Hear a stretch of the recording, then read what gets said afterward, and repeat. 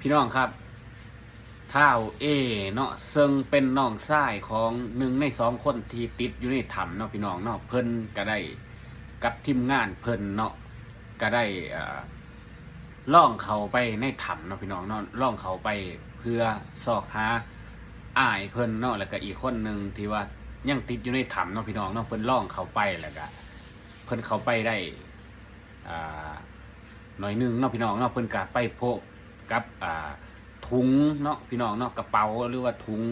กู้ภัยเนาะเพิ่นก็ได้นำออกมาพี่น้องเดี๋ยวเข้าไปเบิ่งคลิปนำกันพี่น้องเวลาสิเจ้าเข้ากับหูเข้าแล้วก็หูออกมาจะต้องเข้าเดิน4 โมงวัน5 6 โมงออกมา7 โมง7 โมงเช้าหยอก3 โมงมาว่ะเอาคนนะเนาะ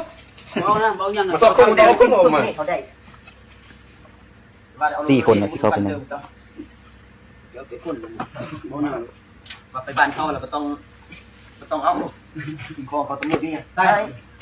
เขาแพ็กไปแล้วมาได้เลยบอกไปอ่ะบ่เดี๋ยวผมเอาอีกตะวันเอาซี่มีอันนี้ก็ได้เขาแพ็กที่อันตรงกลาง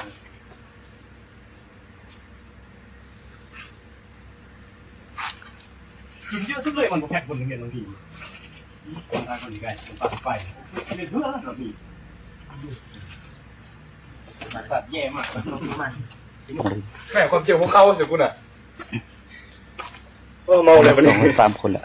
คนนึงก็ออกมาแล้วเอ้ยเอากล่องออกมาอยู่ในลาออก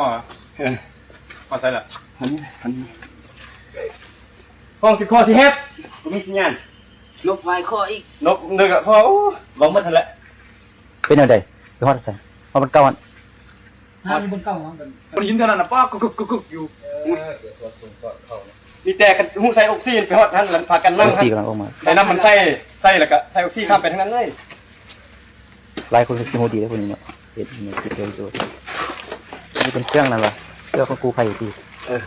โอ้ยังเอาออกมาได้เฉยเนาะกูเปียกว่ะกูเปียกแล้วงาน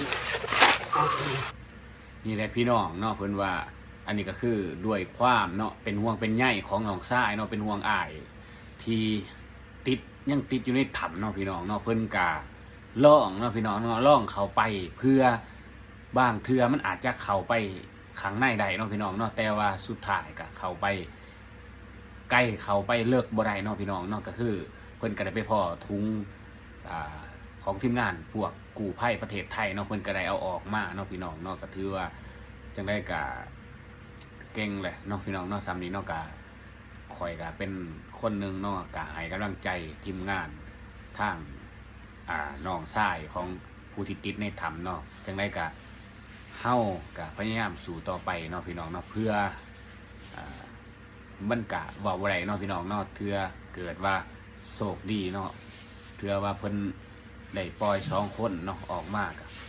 อาจจะเป็นได้เนาะพี่น้องเนาะจังได้ก็ฝากพี่น้องกดแชร์ต่อนี่ด้วยครับผมขอบคุณครับ